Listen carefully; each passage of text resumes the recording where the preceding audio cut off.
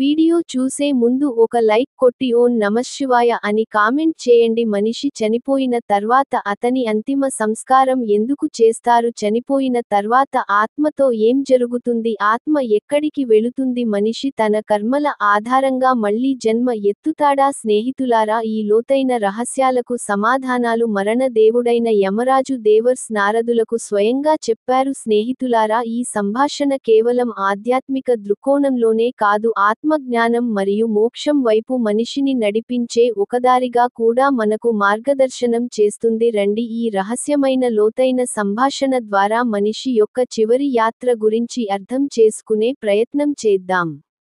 ధర్మరాజు దేవర్షి నారదులతో ఇలా అన్నారు: ఓ దేవర్షి, ఈ భూమండలలో జన్మించిన ప్రతి జీవికి మరణం తప్పదు. ఇది సృష్టిలోని మార్పులేని సత్యం. దీని ఎవరు ఎదిరించలేరు. ఎవరు మరణం పై విజయం సాధించలేరు. కానీ జీవితంలో మంచి పనులు చేసిన వాడికి మోక్షం లభిస్తుంది. అతను మళ్ళీ ఈ మరణ లోకంలో జన్మించాల్సిన అవసరం ఉండదు. ఎవరైతే ఈ నశించే సంసారంలోని మోహమాలు చిక్కుకుంటాడో వాడు మళ్ళీ ఈ మరణ లోకంలో జన్మిస్తూనే ఉంటాడు. ఆ తర్వాత యమరాజు ఇంకా చెప్పారు: ఓ దేవర్షి, గరుడ పురాణంలో మనిషి చనిపోయిన తర్వాత చేయాల్సిన అన్ని కర్మకాండల గురించి వివరంగా చెప్పబడింది. ఈ ధ్యానం చాలా రహస్యమైనది, ముఖ్యమైనది. ప్రతి మనిషి దీని తప్పక తెలుసుకోవాలి. ఎందుకంటే ఇది ఆత్మకు ముక్తిని చూపించడమే కాక సరైనది తప్పైనది మధ్య తేడాను కూడా తెలియజేస్తుంది. మీరు కూడా ఈ లోతైన రహస్యాన్ని తెలుసుకోవాలనుకుంటే దీన్ని శ్రద్ధగా వినండి. ఈ జ్ఞానాన్ని మీ జీవితంలో ఆచరించండి అని యమరాజు చెప్పారు. ఈ మాటలు విన్న నారదులు భావోద్వేగంతో ఇలా అన్నారు: ఓ సూరిపుత్ర, ఓ దండదారి, దయచేసి నాకు ఈ చివరి యాత్ర రహస్యాన్ని వివరించండి. మరణం నుంచి శ్మశానభట్టం వరకు ఎన్నెన్ని విధులు చేయాలి? ఆత్మకు మోక్షం ఎలా లభిస్తుంది? ఇంకా జీవితంలో పాపాలు దురాచారాలు చేసిన వాళ్ళు తమ పాపాలకు ప్రాయశ్చిత్తం ఎలా చేసుకోగలరు? దయచేసి నా ప్రశ్నలకు సమాధానం చెప్పి నన్ను అనుగ్రహించండి. నారదుల ప్రశ్నలు విన్న యమరాజు మందమైన చిరునవ్వుతో ఇలా అన్నారు: ఓ దేవర్షి, నీవు ఈరోజు వేసిన ప్రశ్నలు సమస్త జగత్తు కళ్యాణం దాగి ఉంది. ఈ ప్రశ్నలకు సమాధానం తెలిసినవాడు ఎప్పుడూ సుఖంగా ఉంటాడు. సరే, ముందుగా నీకు ఒక కథ చెప్తాను. దీని విన్న తర్వాత నీ ప్రశ్నలకు సమాధానాలు నీకే దొరుకుతాయి అని యమరాజు చెప్పారు. స్నేహితులారా, కథను మొదలెట్టిన ధర్మరాజు ఇలా అన్నారు: ఓ దేవర్షి, పూర్వకాలంలో గంగా నది పవిత్ర తీరంలో అనుగ్రహపురం అనే అందమైన శోభాయమానమైన నగరం ఉండేది. ఆ నగరలో నాలుగు పక్కల సంతోషం, సమృద్ధి నెలకొని ఉండేవి. అక్కడే ఎత్తైన శివాలయాలు, దేవాలయాలు, గంటల ధ్వనులు గుండెల్ని పవిత్రం చేసేవి. ఆ నగరం ఎప్పుడూ సాధన, సేవ, భక్తి యొక్క కేంద్రంగా ఉండేది. ఇక్కడే చైతన్యదాసు అనే వృద్ధసాధు ఉండేవాడు. అతని తల వెండి రంగులోకి మారిన తెల్లని జుట్టు, ముఖంపై దివ్యమైన తేజస్సు, కళ్లలో ఒక అద్భుతమైన కాంతి. అతను చూసిన వాళ్ళు ఇలా అనేవాళ్ళు: ఈ సాధు సామాన్యుడు కాదు, ఇతను ఏదో దివ్య పురుషుడు అయి ఉండాలి. చైతన్యదాసు జీవితంలో ప్రతిరోజు ఒక పవిత్ర ఆచారంలా ఉండేది. అతను ప్రతి ఉదయం బ్రహ్మ ముహూర్తంలో లేచి గంగాజలంతో స్నానం చేసేవాడు. ఆ తర్వాత భగవంతుడు పూజ, ఆరాధన, ధ్యానంలో మునిగేవాడు. రోజంతా ఇతరుల సేవలో తన సమయాన్ని అర్పించేవాడు. ఎప్పుడు ఎవరి దగ్గర ఏది అడగలేదు. తన ధ్యానాన్ని ఎప్పుడూ ప్రదర్శించలేదు. కానీ అతని నిశ్శబ్దంలోనే ఒక గొప్ప బోధ దాగా ఉండేది. ఒకరోజు అతను గంగా తీరలో శాంతంగా కూర్చుని ఉండగా అతని శిష్యుడు ఒకడు వచ్చే ఇలా అన్నాడు: గురుదేవా, మీ శరీరం ఇప్పుడు చాలా వృద్ధమైపోయింది. మీకు చాలా కష్టంగా ఉంటుంది కదా? ఈ మాటలు విన్న చైతన్యదాసు మందమైన నవ్వుతో ఇలా అన్నాడు: ఓ బిడ్డ, ఈ శరీరం కాలంతో పాటు వృద్ధం అవుతుంది. కానీ దీని లోపల ఉన్న ఆత్మ అనంతమైనది, అచలమైనదే. ఇప్పుడు ఆ సమయం దగ్గర పడింది. ఈ శరీరం విశ్రాంతి తీసుకునే సమయం, ఆత్మ తన చివరి యాత్రకు బయలుదేరే సమయం. చైతన్యదాసు మాటలు విన్న ఆశీస్సులు భయంతో వణికి పోయాడు. ఆత్రంగా ఇలా అన్నాడు: గురుదేవా, మీరు ఇలా ఎందుకు అంటున్నారు? మరణం గురించి ఆలోచిస్తేనే నాకు భయం వేస్తుంది. శిష్యుడు మాటలకు చైతన్యదాసు శాంతంగా అతని వైపు చూసి మెల్లగా ఇలా అన్నాడు: ఓ బిడ్డ, మరణం భయంకరమైనది కాదు, అదే ఆత్మకు ముక్తిద్వారం. మనిషి చనిపోడు. మరణం ద్వారా ముందుకు సాగుతాడు. ఈ మాటలు ఆ శిష్యుడికి అర్థం కాలేదు. అతను గందరగోళంతో గురుదేవా, ఈ విషయానికి నాకు పొడిగా అర్థం కావడం లేదు, దయచేసి వివరంగా చెప్పండి అన్నాడు. అప్పుడు చైతన్యదాసు ఇలా అన్నాడు, ఓ బిడ్డ, ఈ జ్ఞానాన్ని నేను ఈ నగరం మొత్తానికి ఇవ్వాలనుకుంటున్నాను. అందుకే నీవు ఈ నగరవాసులందరినీ ఇక్కడికి తీసుకురా. గురువు ఆదేశం అందుకున్న శిష్యుడు మరుసటి రోజు నగరవాసులందరినీ సమీకరించాడు. అప్పుడు చైతన్యదాసు ఒక పెద్ద వటవృక్షం కింద ఆసనం వేసుకున్నాడు. గంగాజలం తాగి ధ్యానంలో మునిగాడు. అతని చుట్టూ మంత్రాల ధ్వనులు గుంజాయని చేశాయి. క్రమంగా అతని శరీరం నిశ్చలమైంది. శ్వాస ఆగిపోయింది. శరీరం పూర్తిగా శాంతం అయిపోయింది. ఆ క్షణంలో వాతావరణంలో ఏదో అద్భుతం జరిగింది. ఒక కాంతిపుంజం ఆకాశంలోకి ఎగసింది. అక్కడ ఉన్నవాళ్లు ఆశ్చర్యంతో చూశారు. చైతన్యదాసు మస్తకం నుంచి ఒక దివ్యమైన ఆభ బయటకు వచ్చి పైకి ఎగుస్తూ కనిపించింది. కొందరికి కేవలం గాలిలో కంపనం అనిపించింది, కానీ కొంతమంది శిష్యులు ఆ కాంతిని స్పష్టంగా చూశారు. స్నేహితులారా, అది సామాన్య కాంతి కాదు, అది చైతన్యదాసు ఆత్మ. ఆత్మ ఆకాశంలోకి ఎగుస్తుండగా ఆకాశం స్వర్ణమయంగా మారిపోయింది. అప్పుడు మేఘాల మధ్య నుంచి ఇద్దరు తేజస్వి దేవదూతలు బయటకు వచ్చారు. వాళ్ళు ఆత్మకు నమస్కరించి ఇలా అన్నారు, ఓ ఆత్మ, నీ జీవితం సత్కర్మలు, సేవ, ఆత్మ జ్ఞానంతో నిండి ఉంది. ఇప్పుడు నీవు చివరి యాత్రకు సిద్ధంగా ఉన్నావు. యమలోకం నిన్ను ఎదురు చూస్తోంది. చైతన్యదాసు ఆత్మ ఒక్కసారి నగరం వైపు చూసింది. అక్కడ అతని శరీరం శాంతంగా ఉంది. శిష్యులు మంత్రాలతో ఆ ప్రదేశాన్ని పవిత్రం చేస్తున్నారు. ఒక క్షణం అక్కడ ఒక దివ్య కాంతి పుట్టింది. ఆత్మ నగర వాసులందరికీ నమస్కారం చేసినట్లు అనిపించింది. ఆ తర్వాత యమరాజు దేవదూతలు ఆత్మను కాంతి మార్గంలో యమలోకానికి తీసుకెళ్లడం మొదలెట్టారు. ఆ మార్గంలో స్వర్ణకమలాలు వికసించాయి. వాటి నుంచి దివ్య కాంతి వెలుగుతోంది.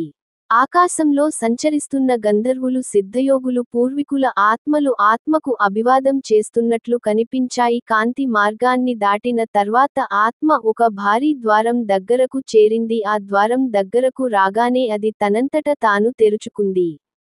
ఎదురుగా ఒక దివ్యమైన మహల్ కనిపించింది.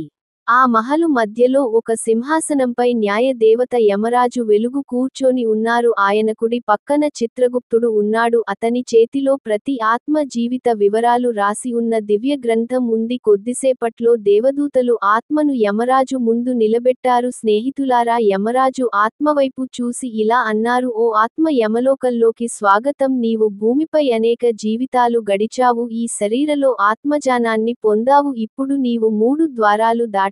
సత్యం, తపస్సు, క్షమ. ఈ మూడింటిని దాటిన తర్వాతే నీకు మోక్షం లభిస్తుంది. ఇలా చెప్పి యమరాజు ఆత్మను సత్య ద్వారం వద్దకు తీసుకెళ్లారు. అక్కడ ఆత్మ జీవితంలోని ప్రతి సంఘటన ఒక అద్దంలో కనిపించింది. ఆ దృశ్యాలను చూసిన ఆత్మ తల వంచి, ఓ ధర్మరాజ, నేను ఎక్కడ తప్పు చేశాను? అది నా అజ్ఞానం వల్ల జరిగింది. కానీ చివరికి నేను సత్యాన్ని ఎన్నుకున్నా అన్నది. వెంటనే ఒక దివ్య కాంతి పుట్టింది. ఆ ద్వారం తెరుచుకుంది. ఆ తర్వాత యమరాజు ఆత్మను తపస్సు ద్వారం వద్దకు తీసుకెళ్లాడు. అక్కడ ఆత్మకు కష్టాల్లో కూడా సాధనను విడిచి పెట్టని క్షణాలు చూపించబడ్డాయి. తన కర్మల నుంచి ఎప్పుడు విచలితం కాని ఆత్మ తపస్సు నిప్పుల మీద నడుస్తూ కూడా నవ్వుతూ ఉంది. ఇది చూసిన యమరాజు సంతోషించి 2 ద్వారాలు కూడా తెరిచారు. చివరిగా 3వ ద్వారం, క్షమద్వారం వద్దకు తీసుకెళ్లారు. అక్కడ ఆత్మక జీవితలో బాధ పెట్టిన వాళ్లు కనిపించారు. ఆత్మ వాళ్లందరిని చూసి నమస్కరించి, నేను మీ కర్మలను ఇక నా గుండెలో ఉంచుకోను, మిమ్మల్ని క్షమిస్తున్నాను అన్నది. స్నేహితులారా, ఆత్మ యొక్క పుణ్య కార్యాల వల్ల 3 ద్వారాలు తెరుచుకున్నాయి. ఆత్మ భగవాన్ శ్రీహరి చరణాల వద్దకు చేరి మోక్షాన్ని పొందింది.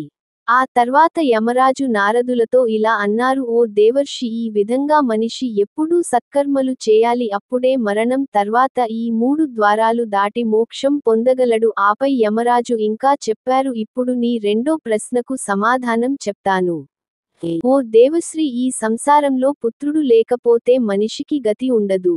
అలాంటివాడు స్వర్గ సుఖాలను కూడా పొందలేడు. అందుకే ప్రతి మనిషి శాస్త్రాల ప్రకారం సంతానం కోసం ప్రయత్నించాలి. ఒకవేళ మనిషి జీవితంలో పాపాలు చేసి మోక్షం పొందలేకపోతే అతని పుత్రుడు పూజలు శ్రద్ధాలు చేసి ఆత్మను నరకం నుంచి విముక్తి చేయగలడు. మరణం తర్వాత పుత్రుడి కర్తవ్యం తండ్రికి భుజం ఇచ్చి శాస్త్రోక్తంగా అగ్నిదానం చేయడం. ఆ తర్వాత యమరాజు నారదలతో ఇలా అన్నారు: ఓ దేవర్షి, ఒక మనిషి చివరి శ్వాస విడిచే సమయం దగ్గర పడినప్పుడు అతని ముక్తి కోసం అన్ని విధానాలను శ్రద్ధగా ఆచార ప్రకారం చేయాలి.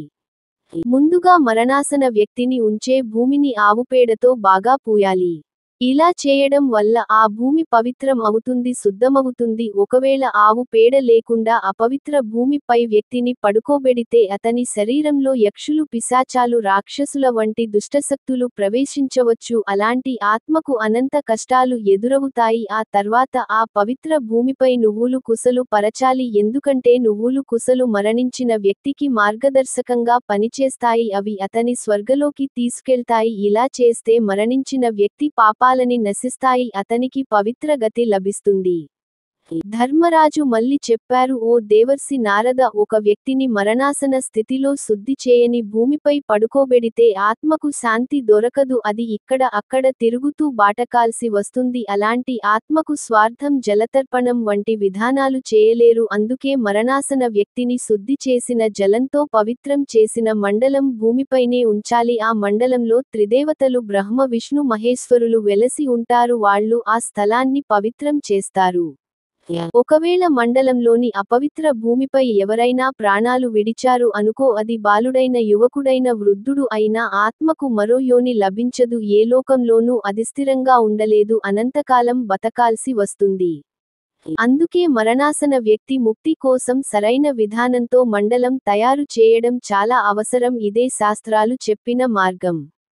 ఈ మార్గాన్ని అనుసరిస్తే మరణించిన వ్యక్తికి మోక్షం లభిస్తుంది. ఆ తర్వాత యమరాజు ఇలా అన్నారు: ఓ దేవర్షి, మరణించిన వ్యక్తి మండలం చేసేటప్పుడు నువ్వులను తప్పనిసరిగా ఉపయోగించాలి. ఎందుకంటే నువ్వులు భగవాన్ శ్రీహరి విష్ణువు చెమట నుంచి పుట్టాయి. అందుకే అవి అత్యంత పవిత్రమైనవి. నువ్వులు 3 రకాలు: తెల్లని శ్వేత తిలాలు, నల్లని కృష్ణ తిలాలు, ఎరుపు గోధుమ రంగులో ఉండే రక్త తిలాలు. ఈ నువ్వులను ఉపయోగిస్తే మనిషి చేసిన పాపాలని నశిస్తాయి. చివరి సమయంలో మనిషి నువ్వులను దానం చేస్తే అతనికి పుణ్యఫలం లభిస్తుంది.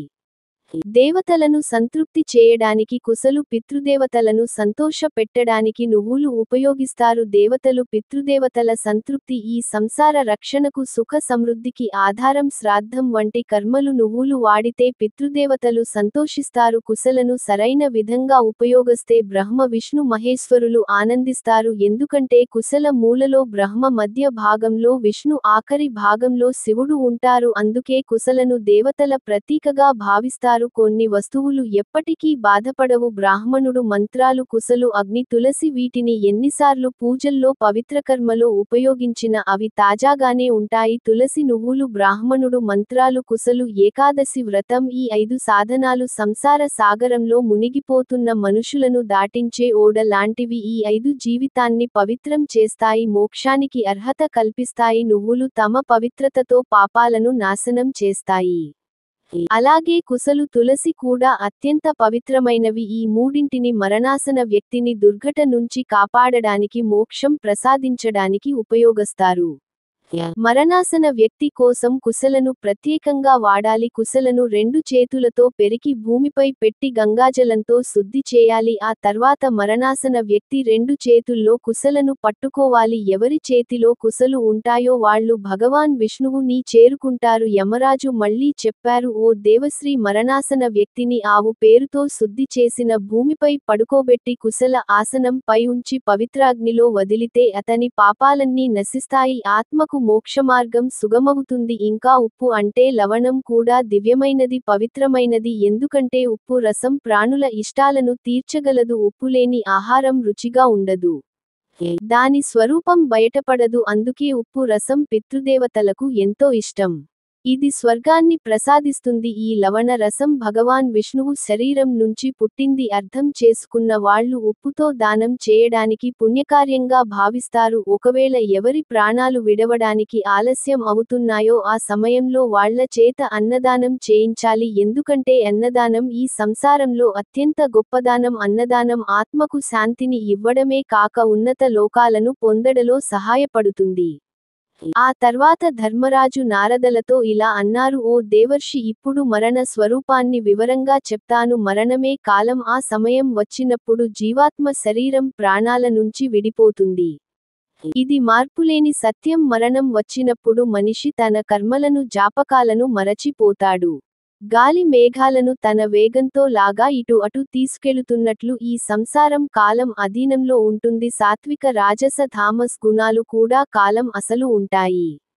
అవి ప్రాణుల జీవితంపై తమ ప్రభావాన్ని చూపిస్తాయి. సూర్యుడు, చంద్రుడు, గాలి, నీరు, ఆకాశం, భూమి, సముద్రం, పోషధాలు, నదులు, ఈ ప్రకృతి తత్వాలన్నీ కాలం ప్రకారం పుడతాయి, కాలంతోనే నశిస్తాయి. మరణ సమయం దగ్గర పడినప్పుడు దైవ యోగంతో ఏదో ఒక రోగం పుడుతుంది. ఆ రోగంతో శరీరం బలహీనమవుతుంది. ఇంద్రియాలు పనిచేయడం మానేస్తాయి. శరీరం క్షీణిస్తుంది. మరణ సమయంలో వచ్చే బాధ కోట్ల తేళ్లు ఒకేసారి కుట్టినంత భయంకరంగా ఉంటుంది. ఆ బాధ అంత తీవ్రంగా ఉంటుంది. ఎవరు ఏమి చేయలేరు. ఆ సమయంలో యమదూతలు ప్రత్యక్షమవుతారు. వాళ్ళు బలంగా ప్రాణాలను శరీరం నుంచి వేరు చేస్తారు. ఆత్మ తన ఇంటిని, ప్రియమైన వాళ్లను చూసి గుండెలు పగిలేలా ఏడుస్తుంది. కానీ ఎవరు దాన్ని ఆపలేరు. మరణ సమయంలో శరీరంలోని గాలి కోపంతో ఊగసలు ఆడుతుంది. ఆ గాలి అంత వేగంగా ఉంటుంది. శరీరలో అగ్ని తత్వం కూడా మండిపోతుంది. అగ్ని ఇంధనం లేకుండానే రగులుతుంది. శరీరంలోని మర్మస్థానాలను కాల్చేచేస్తుంది. దీనివల్ల ప్రాణికి అసహనీయమైన కష్టం కలుగుతుంది. భక్తిలో మునిగి ఉండే వాళ్లకు, భోగ విలాసాలకు దూరంగా ఉండే వాళ్లకు ఈ ప్రక్రియ సులభంగా ఉంటుంది. సత్యం మాట్లాడేవాళ్లు, ఎవరి విశ్వాసాన్ని భంగం చేయని వాళ్ళు, ధర్మ మార్గంలో నడిచేవాళ్లు నిజమైన భక్తులు. వీళ్లకు సుఖమైన మరణం లభిస్తుంది. కానీ అబద్ధాలు చెప్పే వాళ్ళు, విశ్వాసం చేసేవాళ్ళు, వేదాలను నిందించే వాళ్ళు, వీళ్ళు మరణం అత్యంత కష్టంగా ఉంటుంది. వీళ్లకు నరకలో కైన శిక్షలు తప్పవు. యమదూతలు ప్రాణాలు తీసేందుకు వచ్చినప్పుడు వాళ్లను చూసి ప్రాణి భయంతో వణుకుతుంది. తల్లిని, తండ్రిని, పిల్లలను, ప్రియమైన వాళ్లను పిలుస్తుంది. కానీ ఎవరు సహాయం చేయలేరు. అతని గొంతు నుంచి స్పష్టమైన మాటలు రావు. కళ్ళు భయంతో ఇటువంటి తిరుగుతాయి.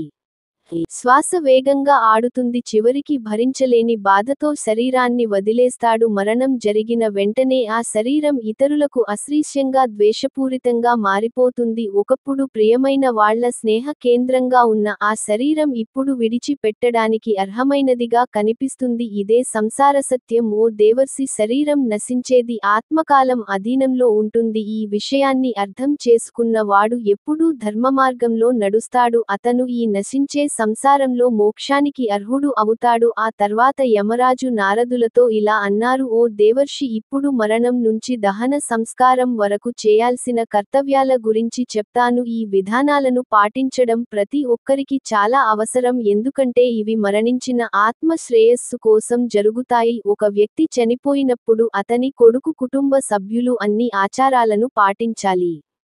అప్పుడే ఆత్మకు శాంతి, మోక్షం లభిస్తాయి. ఈ విషయంలో నీకు ఒక కథ చెప్తాను. దీని విన్న తర్వాత మరణం, దహన సంస్కారం మధ్య మనిషి కర్తవ్యాలు ఏమిటో నీకు అర్థం అవుతుంది అని యమరాజు చెప్పారు. ఆయన తన దివ్యవాణితో కథను మొదలు పెట్టారు.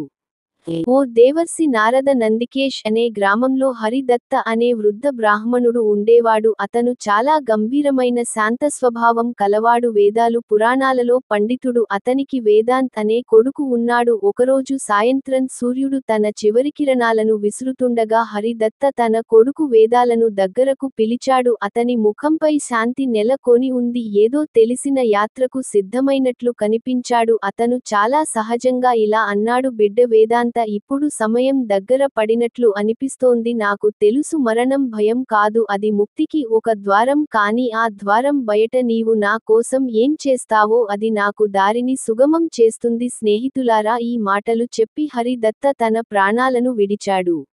ఈ దృశ్యం చూసిన వేదాంత ఆశ్చర్యంతో బాధతో తండ్రి పాదాల వద్ద తలపెట్టి గుండెలు పగలేలా ఇచ్చాడు. హరిదత్త మరణంతో గ్రామం అంతా శోకసముద్రంలో మునిగిపోయింది. ప్రజలు అతని అంతిమ దర్శనం కోసం గుండెలు తడి నేల చేరుకున్నారు. ఆ రాత్రి వేదాంతకు ఒక స్పష్టమైన కల వచ్చింది. జాగ్రత్తగా కలలు కంటున్నట్లు అనిపించింది. అతను చూశాడు ఒక గాయమైన పొగ మంచు. ఆ మంచు మధ్య నుంచి ఒక తేజస్విస్వరం వినిపించింది. కాసేపటికి ఆ పొగ మంచు నుంచి ఒక దేవదూత బయటకు వచ్చాడు. అతని ముఖంపై శాంతి నెలకొని ఉంది. ఆ దేవదూత వేదాంతం ఇలా అన్నాడు: ఓ బిడ్డ, నీ తండ్రి ధర్మశీలుడు. ఇప్పుడు అతను మా మార్గంలో యాత్రికుడు, కాని అతని మార్గం నీపై ఆధారపడి ఉంది. మరణం దహన సంస్కారం మధ్య సమయం చాలా సున్నితమైనది. ఆ సమయంలో ఆత్మ గందరగోళంలో ఉంటుంది. నీ తండ్రి కర్తవ్యాన్ని నిర్వహించడానికి నీవు సిద్ధంగా ఉన్నావా? దేవదూత మాటలు విన్న వేదాం చేతులు జోడించి, ఓ ప్రభు, దయచేసి నాకు మార్గం చూపండి, నేను చీకట్లో ఉన్నాను అన్నాడు. అప్పుడు దేవదూత చేయి ఎత్తాడు. ఆ క్షణంలో సమయం స్థిరమైనట్లు అనిపించింది. చుట్టూ దివ్యశక్తి వ్యాపించింది. ఆ తర్వాత దేవదూత ఇలా అన్నాడు: ఓ బిడ్డ, మరణం జరిగిన వెంటనే ఆత్మ శరీరాన్ని వదిలి సూక్ష్మ రూపంలో అక్కడే ఉంటుంది. అది వింటుంది, చూస్తుంది, అనుభవిస్తుంది, కానీ మాట్లాడలేదు. ఒకవేళ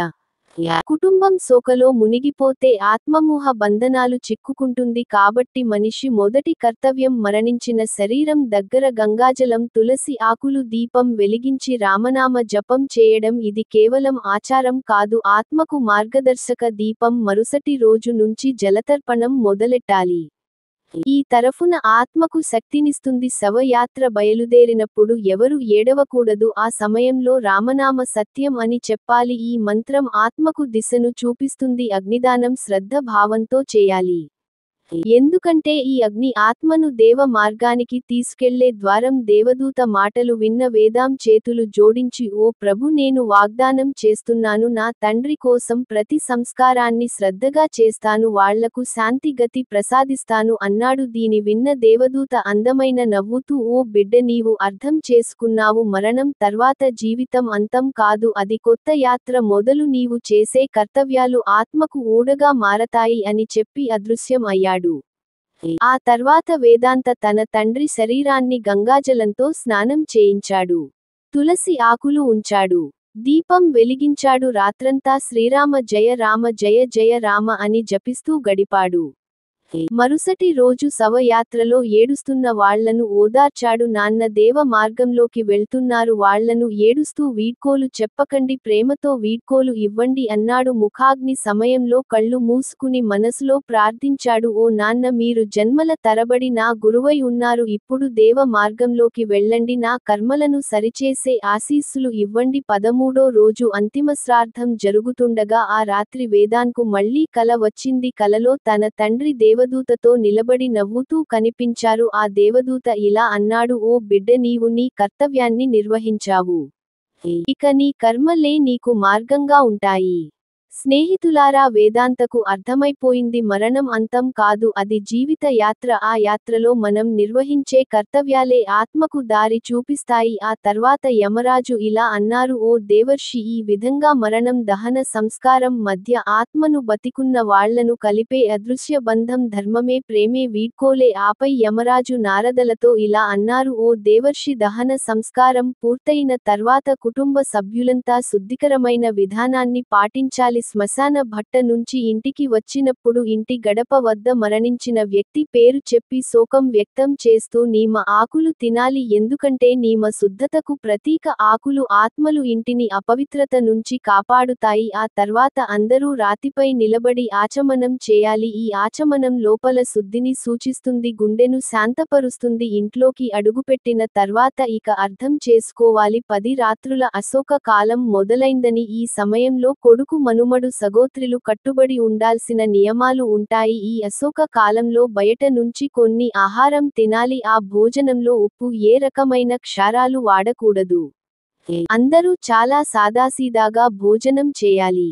వీలైతే 1 లేదా 3 రోజులు ఉపవాసం ఉండాలి. ఈ సమయంలో కుటుంబ సభ్యులంతా భూమిపైనే పడుకోవాలి. పడకలు వాడకూడదు. ఒకరి శరీరాన్ని ఒకరి తాకడం కూడా మానాలి. ఈ సమయం ఆత్మసంయమనం శుద్ధత కోసం అంకితమైనది. బ్రహ్మచర్యాన్ని తప్పనిసరిగా పాటించాలి. శ్లోకంతో కుమిలిపోతున్న కుటుంబం దానాలు అధ్యయనం పనులకు దూరంగా ఉండాలి. భోగ విలాసాలకు కూడా దూరంగా ఉండాలి. ఈ దశ రోజులు కుటుంబ సభ్యులు శాంతి సాధన వైపు మనసును మళ్లించాలి. భగవంతుడి ధ్యానంలో మునిగి ఉండాలి. ఇలాంటి పనులు ఆత్మను భౌతిక శరీరం సంసార బంధనాల నుంచి క్రమంగా విడిపించడంలో సహాయపడతాయి.